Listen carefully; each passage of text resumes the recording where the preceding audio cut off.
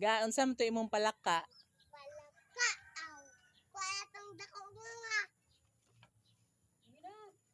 Hain?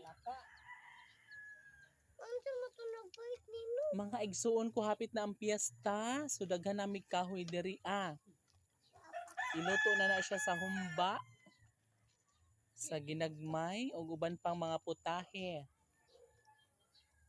Larga, dirada. So busy na kaayo si Inday Ara. Iyaan na yung paugon ang kahoy kay para lab na kay init kaayo ganina. So mauga na siya puhon. Tamang tama na abot sa piyesta.